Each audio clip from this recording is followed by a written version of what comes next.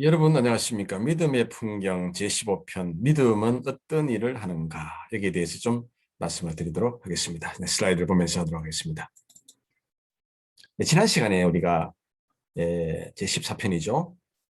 교리적인 믿음, 또 한시적인 믿음, 또 기적인 믿음, 어렵게 되는 믿음. 신앙의 길이가 길어질수록 신앙의 연륜이 깊어질수록 우리는 결국 어렵게 되는 믿음 쪽으로 우리가 방향을 자꾸 쪽으로 나가야 된다. 그 이야기를 한 기억이 납니다. 네, 오늘은 먼저 믿음은 어떤 일을 하는가? 여러분 그 주위에 신앙 생활 잘하는 사람에게 믿음이 도대체 무엇입니까? 저희가 아주 쉽게 좀 설명해 주십시오. 그랬을 때 정말 그만큼 어려운 설명이 없습니다. 이 믿음이라고 하는 것은 그 신비와 같은 것이기 때문에 사실은 우리가 인간의 말로 정의할 수 없는 그런 언어가 되는 것입니다. 그렇지만 오늘 한번 이 믿음이 어떤 일을 하는지 한번 뚫어보기를 원하는 것입니다. 그래서 끝까지 들으시면 제가 볼 때는 믿음이 어떤 일을 하는지 좀 더 우리가 구체적으로 알 수 있지 않을까 그렇게 한번 생각을 해봅니다. 먼저 우리가 전제를 할 것은 믿음이 어떤 일을 하는가 네 개의 키워드 말씀과 믿음과 순종과 의 요 네 단어를 우선 머릿속에 넣어놓는 것이 굉장히 유익합니다. 네, 믿음은 역학성이 있습니다. 아브라함이 야훼를 믿으니 야훼께서 이를 그의 의로 여기시고 여기에 지금 무슨 단어가 나옵니까?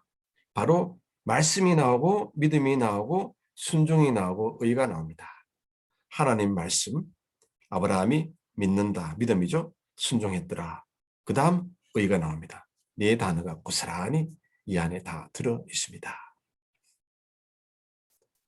그리스도의 믿음과 하나님의 의 로마서 3장 20절 읽어볼까요? 곧 예수 그리스도를 믿음으로 말미암아 모든 믿는 자에게 미치는 하나님의 의니 차별이 없느니라.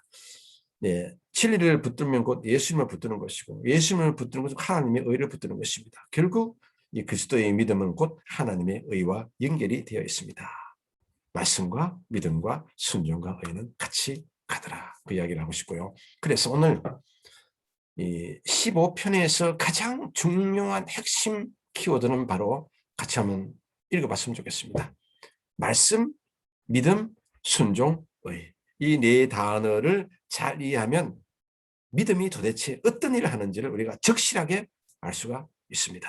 성경을 보실 때에도 굉장히 그 길이와 넓이와 높이와 깊이 있게 이해할 수가 있습니다. 꼭 기억해 주십시오. 믿음의 영혼은 무엇인가?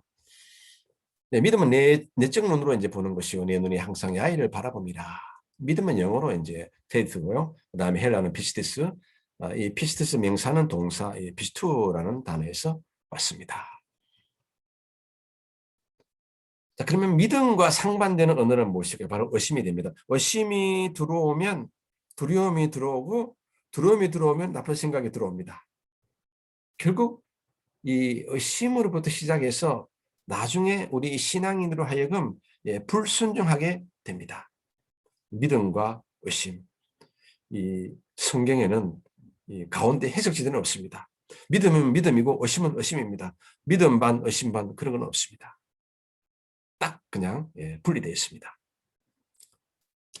인간의 오만과 두려움도 믿음의 장애물이다. 칼바르트 이야기입니다. 결국 이 의심이라고 하는 것은 두 마음을 품는 것이다. 정함이 없는 것이죠. 그래서 이 믿음은 딱 하나만 바라보는 겁니다. 믿음의 주요 온전케 하시는 예수님을 바라보라. 바로 그 말씀이 되는 것입니다. 이 철학자 비트겐슈타인이 정말 그 아름다운 지술문을 하나 쓴 것 같습니다. 믿음은 이 신비의 언어인데 과연 우리가 이 믿음이라고 하는 이 언어를 엄청난 그 하늘의 비밀을 품고 있는 그 이 믿음이라는 언어를 우리가 쉽게 설명할 수는 없다. 비유를 이렇게 이제 한번 이야기를 하는 겁니다. 막가른 커피의 향을 말로 전달하는 것은 불가능하다. 여러분, 이 가능합니까? 커피 향을 누구에게 우리가 설명하는 굉장히 어려운 일 아니겠습니까? 마치 믿음을 그렇게 우리가 누구에게 이해하고 또 설득시켜 나가는 것은 쉽지가 않습니다. 이 믿음은 체험해 봐야 되는 것입니다. 성령으로 충만해서 말씀을 믿고 순종할 때 나타나는 것이 바로 이 믿음인데요. 결국 이 말씀과 믿음과 순종과 의, 이 네 개를 가지고 이해를 하면 그나마 굉장히 그 믿음을 좀 근접 반경에서 이해할 수가 있다. 그 이야기를 오늘 하고 싶은 것입니다. 왜 하는 것을 행동하지 못할까? 믿음이 있노라 하고 행함이 없으면 무슨 유익이 있으려? 사실 이 믿음과 행동은 짝입니다. 동전 앞 행동이면 뒤쪽은 믿음입니다. 이 믿음과 행동은 짝입니다. 그래서 믿음 안에 행동 안에 믿음이 들어있는 것입니다. 그러니까 상부적으로 좀 총체적으로 이해할 필요가 있는 것입니다. 그래서 믿음의 역동성 보십시오. 내가 보거니와 믿음이 그 행함과 함께 일하고 행함으로 믿음이 온전하게 되었느니라. 동전이 되려면 앞과 뒤가 있어야 됩니다. 믿음과 행동. 그렇죠? 그래서 이 믿음 안에 행동이 있다. 또 행동 안에 믿음이 있다. 이렇게 좀 총체적으로 이해하는 것이 참 좋겠습니다. 믿음이란 결단이다. 순종은 믿음의 역사에 반응하는 거룩한 행위다. 제가 서두에서 말씀드린 것처럼 요 3번 보십시오. 말씀과 믿음과 순종, 그 다음에 의. 결국 그 언어들이 여기에 소복이 나오는 것입니다. 그렇지 않습니까? 순종, 믿음, 역사에 반응하는 거룩한 행위, 바로 의로운 행위가 되지 않겠습니까? 의, 순종, 믿음, 말씀에 같이 나오는 것입니다. 이렇게 우리가 오늘 이 네 키워드를 잘 이해를 하시면 정말 그 신앙생활에서 아주 유익한 그런 신앙생활을 할 수가 있겠다. 믿음이란 인간 자신을 하나님 앞에 내세우는 행동이다. 이 믿음이 하나님 앞에 나아가는 행동이기 때문에 그만큼 힘들고 어려운 것이 되는 것입니다. 그래서 우리에게는 기도가 많이 필요하게 되는 것입니다. 네, 하나님이 딱 한 번 주시는 믿음, 우리의 믿음은 바로 예수 그리스도가 아니겠습니까? 자기를 비우고 하나님을 의존하도록 고정시키는 은혜이다. 이 우리 안의 믿음은 나를 바라보는 것이 아니라 오직 네 자신을 비우고 하나님만 의지해라. 제가 언젠가 말씀드렸습니다. 이 믿음이라고 하는 것은 내 맡김과 신뢰함 이 두 개가 한 세트로 되어 있습니다. 어느 하나도 없으면 믿음이 비틀비틀거리게 되는 것입니다. 내 맡김과 신뢰함 이 두 가지 바로 이 말씀이 되는 것입니다. 믿음은 우리 안에서 행하시는 하나님의 사역이다. 믿음은 하나님과의 궁극의 관계를 뜻한다. 역시 이 이야기도요. 말씀과 믿음과 순종과 의로 이해하면 됩니다.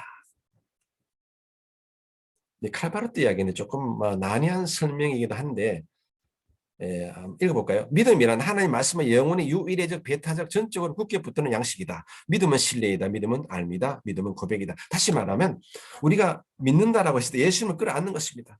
여러분 우리가 잘 믿으면 예수님이 늘 안에 계시고 안 믿으면 예수님이 떠나십니까?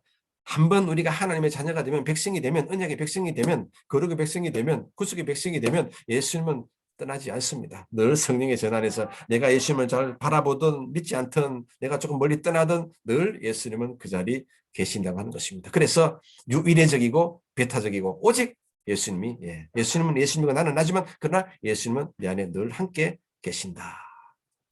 믿음은 그래서 고백이 되는 것입니다. 내 안에 예수님이 계신다. 내 안에 진리가 있다. 나는 구원받은 존재다. 나는 중생받은 존재다. 나는 성령 충만받은 존재다. 그렇게 고백하는 것이 굉장히 중요합니다.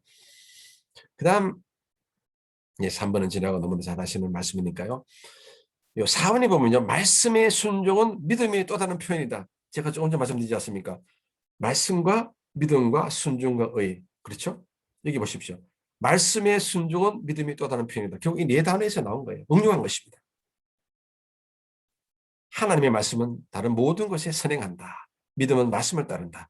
그래서 말씀을 믿으면 순종하면 의로운 존재가 된다. 이것이 가장 제가 볼 때는 누구에게 그 믿음을 전달하고 믿음을 해석해 줄 때 이 네 단어를 가지고 해석을 해주거나 설명해 주면 제가 볼 때는 마치 커피 향을 설명하는 그런 묘사가 되는 것입니다.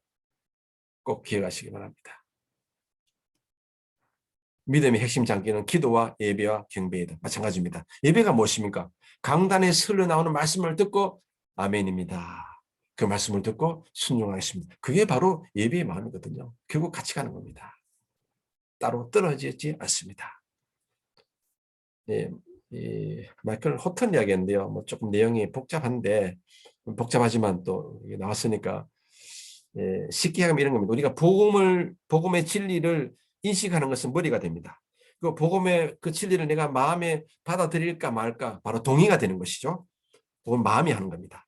그러니까 복음의 진리를 인식하고 복음의 진리를 내가 받아들여야지. 그리고 의지를 다해서 내가 그 복음을 믿고 이제 행동으로 나타내는 것.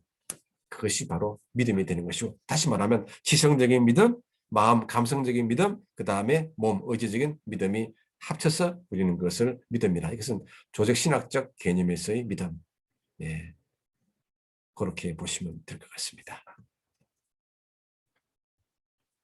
네, 지금까지 이제 한 이야기를 조금 그림으로 좀 나타내 보면요. 우리가 말씀을 뭐 배우거나 듣거나 또 배우고 터득하고 또 공감하면 말씀을 확신합니다. 그 다음에 우리가 하는 것이 뭐냐면 그 말씀을 믿고 순종하고 행동이 되는 것이죠. 이제 그런 결과가 나옵니다. 이것이 결국 이제 의로운 삶인 것이죠. 그래서 오늘은 결국 제가 말씀드리고 싶은 것은 이 말씀과 믿음과 순종과 의, 이 단어를 결단코 우리는 내 동무처럼 늘 잘 기억을 해야 되겠다. 모세가 야훼께 부르짖었더니 야훼께서 그에게 한 나무를 가르치시니 그가 물에 던지니 물이 달게 되었더라. 여기에도 잘 한번 찾아보세요. 말씀이 있고 믿음이 있고 순종이 있고 의가 있습니다. 그렇게 우리가 이해하면 정말 신앙생활이 재미가 있고 또 아주 파워풀한 그런 신앙생활을 가지고 있습니다. 행동이 결과를 낳더라라는 것입니다. 네, 지금까지 저는 오늘 이 15편에서는요, 마무리하면 이 믿음을 우리가 이해할 때 요 말씀과 믿음과 순종과 요네 언어를 한 삼고 붙들고 그대로 따라가는 것이 곧 우리의 신앙의 삶이요, 희망의 삶이요, 정말 진리의 삶이 되는 것입니다. 꼭 기억했으면 좋겠습니다. 네, 여러분의 신앙생활이 날마다 변화되고 성장되고 또 성숙되고 진보되기를 기도합니다. 여러분 대단히 감사합니다.